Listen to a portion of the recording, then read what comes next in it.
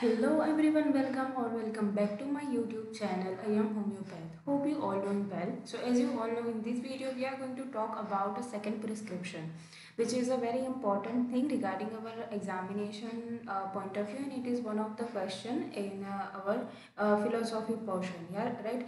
So basically this video is a requested video, and a person requests me for this video, which is make a video on a second prescription.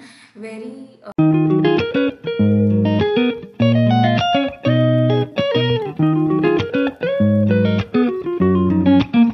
So basically इस video में हम देखेंगे कि second prescription है क्या, वो हमारी homoeopathically वो क्यों इम्पोर्टेंट है। सेकेंड थिंग हम उसके टाइप्स देखेंगे, राइट, जिससे कि आपको जो ये पूरा कॉन्सेप्ट है सेकेंड प्रिस्क्रिप्शन का वो अच्छे से क्लियर हो जाएगा, राइट।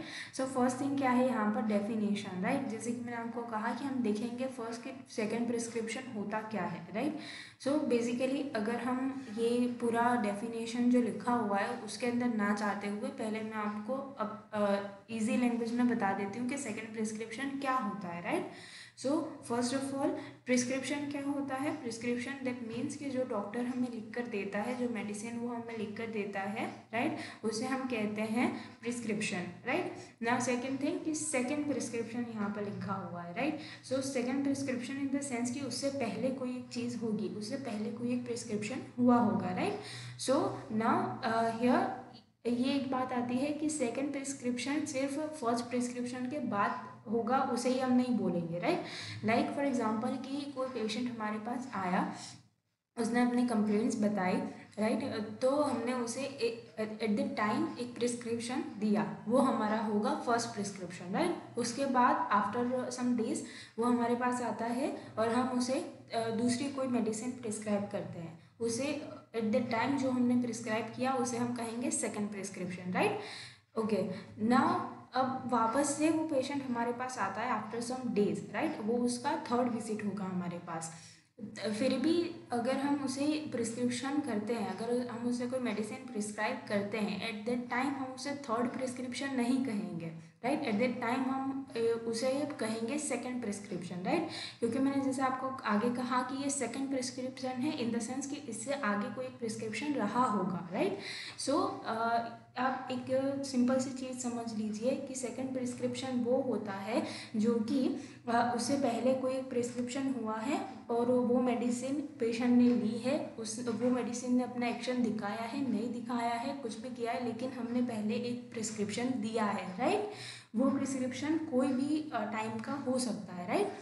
ओके, आई थिंक आपको ये सारी चीज़ें क्लियर हो चुकी होगी। अब हम डेफिनेशन देखते हैं। So it is a prescription given after the first one had acted, right. जैसे कि मैंने आपको आगे कहा कि कोई भी फर्स्ट हम मेडिसिन देते हैं, फर्स्ट इन द सेंस कि जो सेकेंड प्रिस्क्रिप्शन के पहले की कोई मेडिसिन अगर हमने दी है वो अपना एक दिखा देती है, उसके बाद पेशेंट हमारे पास आता है और हम उसे कोई मेडिसिन प्रिस्क्राइब करते हैं, राइट। एट द टाइम उस प्रिस्क्रिप्शन को हम कहेंगे second prescription, right. Okay, now second thing कि एच ए रॉबर्ट ने क्या कहा है इसके बारे में। सो आप सब जानते होंगे कि एच ए रॉबर्ट ने सेकेंड प्रिस्क्रिप्शन के बारे में बहुत अच्छे से हमें समझाने की कोशिश की है, राइट। सो उनकी फिलोसॉफी क्या है इस चीज़ के बारे में। So after the administrating the similimum to the patient, मतलब कि हमने पेशेंट हमारे पास आया, उसने अपनी कंप्लेन हमें बताई, उसके बाद हमने सिमिलिमम मेडिसिन को चूज़ करने की कोशिश की, हमने वो मेडिसिन उसे प्रिस्क्राइब की, राइट, एडमिनिस्टर की, right. Now shows the desire for the reaction. Now अब हम क्या सोचेंगे, अब हम सोचेंगे कि हमने जो मेडिसिन उसे एडमिनिस्टर की है वो उसका एक्शन दिखाएगी, राइट, रिएक्शन दिखाएगी, right. And they may not probably will come a time when the physician is called upon to meet a symptom picture once more, right. Like कि हमने आगे देखा कि फर्स्ट जो मेडिसिन प्रिस्क्राइब की गई है वो अपना एक्ट दिखा देगी, उसके बाद जो पेशेंट है वो वापस से फिजिशियन के पास आता है और वो अपने दूसरे सिम्टम्स को बताता है, राइट। वो उसके कुछ अलग सिम्टम हो सकते हैं या फिर तो उसके पहले वाले सिम्टम्स भी हो सकते हैं, और इन सारी चीज़ों के बेस ऊपर ही हम इसका टाइप्स बनाएंगे, राइट। नाउ यहाँ पर क्या कहा गया है कि जब जो पेशेंट है वो फिजिशियन के पास वापस से आता है, अपने सिम्टम्स बताता है, और जो फिजिशियन है वो सिम्टम पिक्चर को वंस मोर उससे डील करता है, right. Now this is the time he must consider the second prescription, right. यहाँ पर आपको क्लियर हो चुका होगा कि जो सिर्फ सेकेंड टाइम का जो विजिट होगा हमारे पेशेंट का हमारे पास, और उस वक्त जब हम जो मेडिसिन प्रिस्क्राइब करते हैं हम सिर्फ उसे ही सेकेंड प्रिस्क्रिप्शन नहीं कहेंगे, लेकिन जब भी कोई पेशेंट हमारे पास आता है second time, third time, fourth time, तब हम उसे कोई भी मेडिसिन प्रिस्क्राइब करते हैं उसे हम कहेंगे second prescription, right. Okay, now अब हम इसके टाइप्स देखेंगे, right, types of second prescription. तो मेनली यहाँ पर हमारे पास 7 टाइप्स ऑफ सेकेंड प्रिस्क्रिप्शन है, राइट। इसे हम एक एक करके डिटेल में पढ़ेंगे। फर्स्ट वन क्या है, विच is a repetition of first remedy, right. So first जो हमने प्रिस्क्रिप्शन दिया है या फिर तो जो पहले वाला प्रिस्क्रिप्शन है या जो पहले वाली मेडिसिन है उसी को हम रिपीट करेंगे, right. So first remedy only repeated in the following circumstances, right. यहाँ पर दो कंडीशंस दी हुई है, उन दो कंडीशंस के अंदर ही हम जो पहले वाली मेडिसिन हमने प्रिस्क्राइब की है उसे वापस से प्रिस्क्राइब कर सकते हैं। The first one which is a reappearance of the same old symptom, right. मैंने आपको आगे कहा ना कि जो पेशेंट अगर वापस से हमारे पास आता है सेकंड, थर्ड या फिर तो फोर्थ विजिट के लिए और उसके पास वही सारे सिम्टम्स हैं जो कि उसके पास पहले थे, राइट, ओल्ड सिम्टम्स। सो वही सारे सिम्टम्स अगर वापस से रीअपियर हो रहे हैं तब हम जो हमने जो पहले मेडिसिन दी थी उसे वापस से वही मेडिसिन प्रिस्क्राइब करेंगे as a second prescription, right. So in the first, patient seems to be improve and symptom disappear, right. first पहले क्या होगा, पहले कुछ दिनों में कि यह पेशेंट इम्प्रूव होना शुरू होगा, उसके सिम्टम डिसअपियर हो जाएंगे, लेकिन उसके बाद क्या होगा, but after the few days और a months same old symptoms reappear, right, वापस से वही सिम्टम्स रीअपियर होंगे। Now it depends upon the individual nature of the medicine, right. So ये डिपेंड करता है जो हमारे पास पेशेंट आया है उसकी इंडिविजुअलिटी के ऊपर and the nature of medicine के ऊपर, right. Second thing, in the some conditions, physician should confirm that the first prescription is right and the whole case is under control, right। अगर जो case है वो control में आ रहा है, धीरे धीरे जो पेशेंट है वो इम्प्रूव कर रहा है, राइट, उसके जो सिम्टम है वो कम हो गए हैं लेकिन स्टिल वहाँ पर है, राइट। सो हमें पूरा उस चीज़ को क्योर करना है तो हम वापस से वही मेडिसिन को प्रिस्क्राइब करेंगे, right. Now in those type of cases first remedy can be repeated, right. Now second one क्या है, सेकेंड कंडीशन जिसमें कि हम फर्स्ट मेडिसिन को वापस से रिपीट कर सकते हैं। So when the case comes to stand still, right. So एकदम स्टैंड स्टिल हो गया है वो केस, उस पेशेंट को वही सारे सिम्टम्स आ रहे हैं, उसके अंदर कोई इम्प्रूवमेंट नहीं दिख रहा है, right. So in some cases after some first prescription symptoms starts changing in orderly manner, right. जो सिम्टम है फर्स्ट वो क्या होंगे, वो चेंज होना शुरू हो जाएंगे इन ऑर्डरली मैनर, राइट। जैसे कि हमने सोचा होगा, जैसे कि फिजिशियन ने सोचा होगा कि इसको धीरे धीरे करके सारे सिम्टम्स डिसअपेयर हो जाएंगे, वैसा होना शुरू हो जाएगा फर्स्ट, लेकिन क्या होगा, in produce few new symptoms, right. वो वापस से न्यू सिम्टम्स क्रिएट होना शुरू हो जाएंगे and old symptom also reappear, right. जो ओल्ड सिम्टम होंगे वो भी वापस से रीअपियर होना शुरू हो जाएंगे after some time, but the patient may not complain about any physical problem, right. जो पेशेंट है वो कंप्लेन नहीं करेगा, उसको लगेगा कि धीरे धीरे वो सारी चीज़ें ठीक हो जाएंगी, लेकिन एज अ फिजिशियन हमें समझना होगा कि उसे क्या कंप्लेन ठीक होनी चाहिए एट दैट पर्टिकुलर टाइम और कौन सी जो उसके सिम्टम्स हैं वो डिसअपियर होने ही चाहिए, right.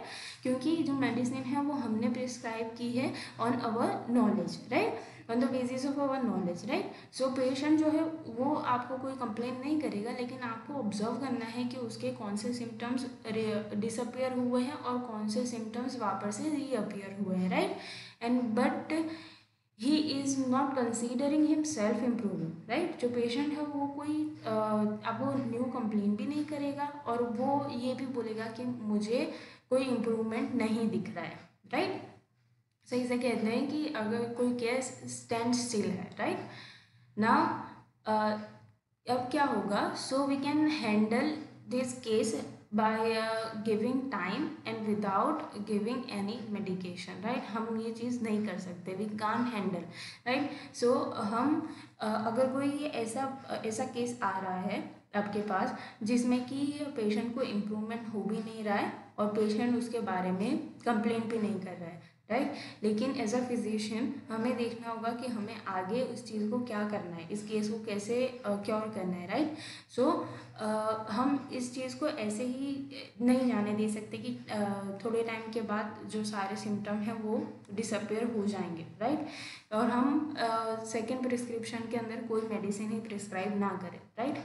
But after some time, if no outward symptoms have appeared and no external manifestation seen, then second prescription is the option, right? So अगर हमें लगता है कि हमें सेकेंड प्रिस्क्रिप्शन करना चाहिए, राइट, एट दैट टाइम हम सेकेंड प्रिस्क्रिप्शन करेंगे, लेकिन किसका, जो हमारी फर्स्ट रेमेडी थी, जो हमने फर्स्ट मेडिसिन दी थी उसी का रिपीटेशन करेंगे, बट उसकी जो पोटेंसी है उसे बढ़ा देंगे या फिर तो घटा देंगे according to the case, right. So यहाँ पर वही लिखा है, we can repeat same medicine but in a slightly change in the potency, right, to respective that particular case, right. Now second thing, which is the antidote, okay, antidote to the first remedy. ना antidote का मतलब क्या होता है, antidote का मतलब होता है कि जो फर्स्ट हमने रेमेडी दी है उसका एक्शन हम ख़त्म कर दें, राइट। सो अब आप अपना ही लॉजिक लगाइए कि हम क्यों एंटीडोट करेंगे फर्स्ट रेमेडी को, बिकॉज कि वो जो मेडिसिन है वो अच्छे से सिमिलिमम नहीं है उस पर्टिकुलर केस के लिए, राइट, वो उस पर्टिकुलर केस के लिए सही नहीं है, राइट, इसीलिए हम उसे एंटीडोट करेंगे। So now new symptoms indicate that first remedy is not particularly homeopathic to the case, right? So अब क्या होगा कि अगर कोई मेडिसिन परफेक्ट नहीं है, अगर कोई मेडिसिन सिमिलिमम नहीं है उस पर्टिकुलर केस के लिए, तो क्या होगा, न्यू सिम्टम अपीयर होंगे और जो ओल्ड सिम्टम है वो तो आएंगे ही, लेकिन उसके साथ न्यू सिम्टम्स आएंगे, right. Now at that time medicine should be antidoted, right. उस वक्त हमें जो जब हमने फर्स्ट मेडिसिन दी है उसे एंटीडोट करना पड़ेगा, राइट ना। Patient should be carefully observe, उसके लिए हमें क्या करना होगा, हमें वापस से उस पेशेंट को ऑब्जर्व करना होगा, हमें वापस से केस टेकिंग करनी पड़ेगी और उसके अकॉर्डिंग हमें एंटीडोट करना होगा, right. If the new symptoms are the symptoms of a remedy, right, जो कि हमने फर्स्ट रेमेडी दी है, फर्स्ट मेडिसिन हमने दी है, उसी के सिम्टम्स आ रहे हैं, right, as a new symptoms, so that prescribe then it has to be understood that the patient proving the medicine, right.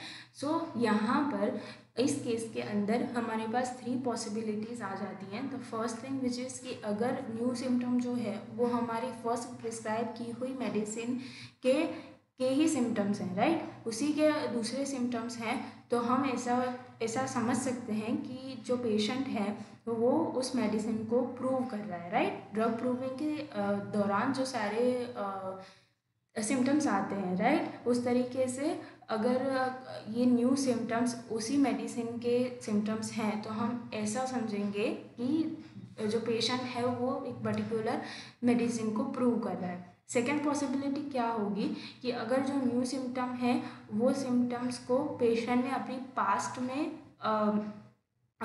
उसे एक्सपीरियंस किया है, राइट, पेशेंट की जो पास्ट हिस्ट्री है उसके अंदर उसे ये सिम्टम्स आ चुके हैं, तो क्या पॉसिबिलिटी होगी, तो हम कह सकते हैं कि जो ओल्ड सिम्टम है वो रीअपियर हो रहे हैं, राइट। सो ये पूरा एक क्रॉनिक केस बन जाएगा। ये हो गई हमारी दूसरी पॉसिबिलिटी जिसके अंदर कि हमें रेमेडी को एंटीडोट करना होगा। नाउ थर्ड पॉसिबिलिटी क्या हो सकती है कि ये पेशेंट ने ये जो पर्टिकुलर न्यू सिम्टम्स हैं उसे पास्ट में कभी एक्सपीरियंस नहीं किया है, राइट, और ना ही ये हमारी फर्स्ट मेडिसिन के सिम्टम्स हैं, right.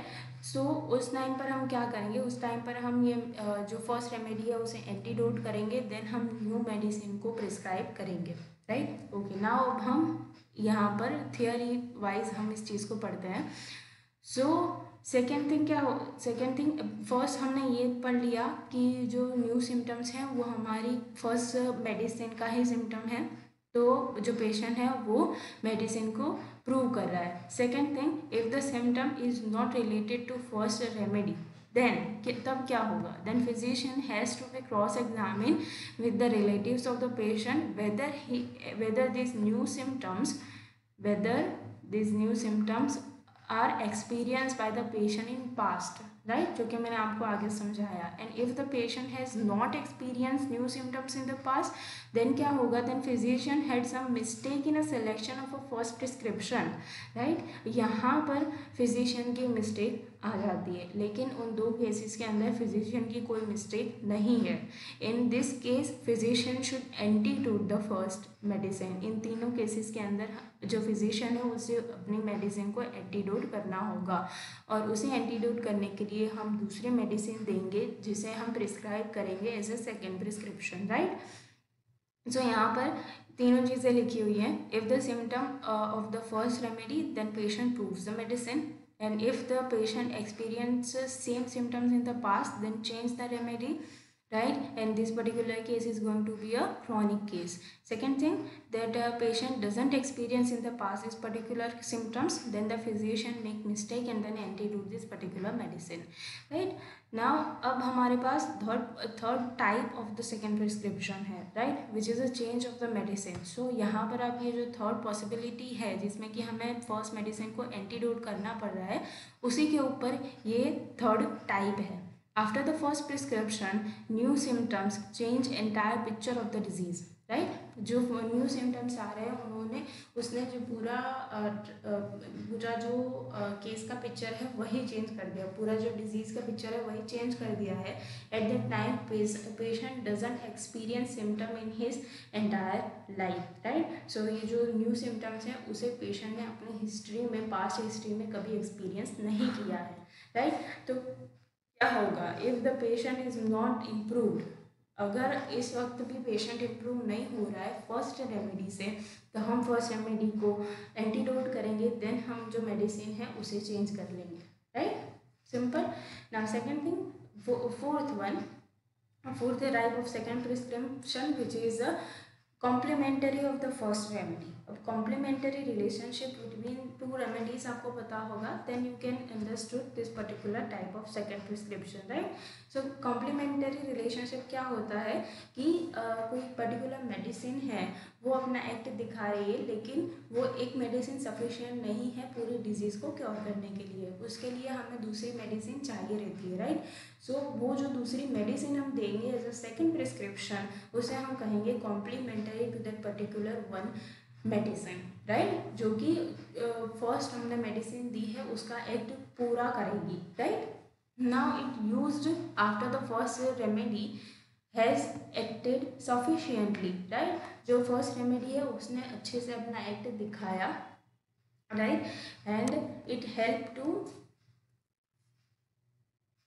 then it help to complete the case, right. In some cases it needed because a previously administered medicine done only a half work, right. जो से सपोज कि हमने जो फर्स्ट रेमेडी दी है उसे हम कहेंगे ए, जो ए रेमेडी है वो उसने अपना पूरा काम ख़त्म कर दिया, लेकिन वो एक डिज़ीज़ को पूरी तरीके से क्योर नहीं कर पाया, उसने एक डिज़ीज़ को आधा क्योर किया। अब उस डिज़ीज़ को पूरा क्योर करने के लिए हमें चाहिए रहेगी मेडिसिन बी, राइट। सो उस मेडिसिन बी को हम कहेंगे complementary medicine, right, okay. Now doctor H.R. Roberts says in this complementary to the first remedy, इस बारे में डॉक्टर H.R. रॉबर्ट क्या कहते हैं, उन्होंने एक एग्जांपल दिया है that pulsatilla is act on the acute manifestation, right. Pulsatilla को हमने एक एक्यूट डिजीज़ के लिए दिया, and while the constitutional condition calls for the silicea, right. So silicea जो है वो पल्सेटिला का कॉम्प्लीमेंटरी मेडिसिन है, right, easy. Now fifth one which is a cognate. Cognate जो है वो इटसेल्फ जो वर्ड है हमारे लिए एक नया वर्ड बनता है, राइट। सो कोगनेट का मतलब होता है रिलेटेड टू ईच अदर, जो मेडिसिन हैं वो एक दूसरे से रिलेट करेंगी, Now those medicines that are related to each other are known as a cognate medicine, right, or cognate remedies. And when the first remedy completes its uh, taken some time, we have to prescribe a cognate medicine as a second prescription, right. जो first remedy है वो अपना action complete कर लेगी, उसके बाद हम cognate medicine देंगे, but it is not compulsory, right. जैसे कि वो कॉम्प्लीमेंट्री मेडिसिन के अंदर ये कंपल्सरी होता है कि हमें 2 मेडिसिन को यूज़ करना होगा, लेकिन यहाँ पर ये कंपल्सरी नहीं होता। कुछ केसेस के अंदर हमें कोगनेट मेडिसिन की ज़रूरत रहती है, कुछ केसेस के अंदर हमें कोगनेट मेडिसिन की ज़रूरत नहीं रहती, राइट। सो ये आप डिसाइड करोगे एज अ फिजिशियन कि आपको उस चीज़ को यूज़ करना है या नहीं करना है, right. Now selection of a medicine in the homeopathy is based on the current symptom, right. Remember here कि यहाँ पर करंट सिम्टम जो एट द टाइम पेशेंट हमारे पास आया है और वो हमें जो सिम्टम्स बता रहा है उसके बेसिस के ऊपर ही हम जो मेडिसिन है वो प्रिस्क्राइब करेंगे, right. Sepia and nux vomica is cognate remedies, right. For the bilious fever and intermittent fever we can use a sepia, right. And after curing this type of fever some symptoms appear that related to the nux, right. So bilious fever और intermittent fever के लिए हमने sepia दी patient को like first prescription में, right. And then क्या होगा कि sepia ने अपना जो एक्शन था वो दिखा दिया, उसने जो फीवर है उसे क्योर कर दिया, लेकिन उसके बाद कुछ सिम्टम्स वापस से अपीयर हो रहे हैं। वो आइदर कोई न्यू सिम्टम्स हो सकते हैं, कोई दूसरे सिम्टम्स हो सकते हैं, लेकिन वो जो सिम्टम्स हैं वो जो नक्स vomica के सिम्टम है उसे ज़्यादा मैच करते हैं, उसे ज़्यादा सिमिलर होते हैं। तो हम क्या करेंगे, नक्स vomica को प्रिस्क्राइब करेंगे, and at that time we have to prescribe nux as a second prescription, right. Easy. Now sixth type of second prescription which is a change of a plane of a treatment, right. So हम जो treatment का जो पूरा plan है उसे ही change कर देंगे। In the chronic cases physician prescribe miasmatic remedies, right. So अगर कोई क्रॉनिक केस है, राइट, तो हम उसे म्याज़मेटिक रेमेडीज देंगे, कॉन्स्टिट्यूशनल रेमेडीज देंगे, राइट। उसे हम कोई एक्यूट रेमेडी नहीं दे सकते, right. So after some time all the symptoms are disappear, but afterwards some another conditions may arise, right. जो chronic cases होते हैं उसके अंदर आपने देखा होगा कि जो current symptom होते हैं वो हमारी मेडिसिन से क्योर हो जाते हैं, लेकिन उसके बाद दूसरे नए सिम्टम्स आना शुरू हो जाते हैं, right. So at that time we made a second prescription based on the current symptoms, right. So at that time हमें जो सिम्टम्स दिख रहे हैं उसके बेसिस के ऊपर हम सेकेंड प्रिस्क्रिप्शन को बनाएंगे। Now we can't expect that a mixed miasmatic condition which cure only by one prescription, right. So जो क्रॉनिक केसेस होते हैं, जो क्रॉनिक डिजीजेज होती हैं, उसे हम ऐसे एक्सपेक्ट नहीं कर सकते कि हम सिर्फ एक ही मेडिसिन से उस चीज़ को क्योर कर देंगे, right.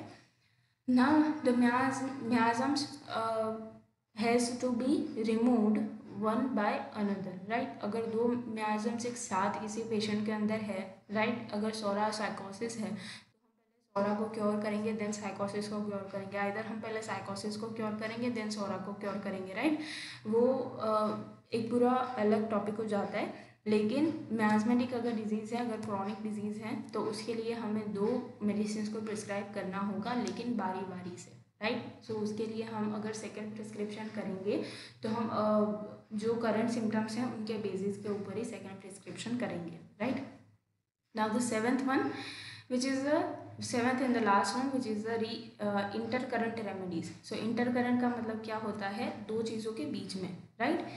So the chronic cases, in the chronic cases after some time patient's condition fail to be progress, right. chronic cases के अंदर particularly क्या होता है कि हमने एक मेडिसिन दी है, right, on the basis of similimum. So वो मेडिसिन अपना एक्शन दिखाएगी थोड़े टाइम के लिए, लेकिन उसके बाद जो प्रोग्रेस है वो बंद हो जाएगी, राइट। वापस से जो हमने आगे देखा कि जो केस है वो स्टैंड स्टिल हो जाएगा, राइट। उसके अंदर ना ही कोई इम्प्रूवमेंट हो रहा है और ना ही कोई दूसरे सिम्टम्स आ रहे हैं। तो हम क्या करेंगे, in this condition it turns as a blockage. So इस कंडीशन को हम क्या कहेंगे कि ब्लॉकेज हो रहा है, राइट। ब्लॉकेज अब क्यों होगा, किस वजह से ब्लॉकेज हो रहा है वहाँ पर। सो क्यों ब्लॉकेज हो रहा होगा, क्योंकि मियास्मेटिक कंडीशन हो सकती है ऐसी, या फिर तो हिस्ट्री ऑफ डिजीज़ हो सकती है, कोई कोई जो पुरानी जो दूसरी कोई डिजीज़ है वो वापस से रीअपीयर होना चाहती है लेकिन वो नहीं हो पा रही है, राइट, उसकी वजह से। देन हिस्ट्री ऑफ वैक्सीनेशन, अगर वैक्सीनेशन हुआ है एट दैट पर्टिकुलर सब्सटेंस का और हमने वो मेडिसिन दी, तो फिर हमारी बॉडी उस चीज़ को एक्शन नहीं दिखाने देगी अपना, right. So to remove this blockage, अब हमें इस ब्लॉकेज को रिमूव करना है, बिकॉज कि हमारे पास जो नए सिम्टम्स हैं या फिर तो जो क्रॉनिक डिजीज़ के जो सिम्टम है उसे हमें क्योर करना है, राइट। सो इस ब्लॉकेज को हमें रिमूव करना है। सो हम क्या करेंगे, intermediate medicine used as a second prescription. So intermediate medicine हम यूज़ करेंगे। So second selection is based on, अब ये इंटर करंट रेमेडीज जो है उनका सिलेक्शन हम कैसे करेंगे, in the basis of a defecation of a blockage, right, nature of the disease, constitution क्या है पेशेंट का, डायथिसिस क्या है, एंड हेरिडिटरी डिसऑर्डर, पास्ट में उसे कौन सी बीमारियां हुई है या फिर तो उसका जो जेनेटिक कोई डिसऑर्डर है वो क्या है, उसके बेसिस के ऊपर हम ये इंटर करंट मेडिसिन को प्रिस्क्राइब करेंगे।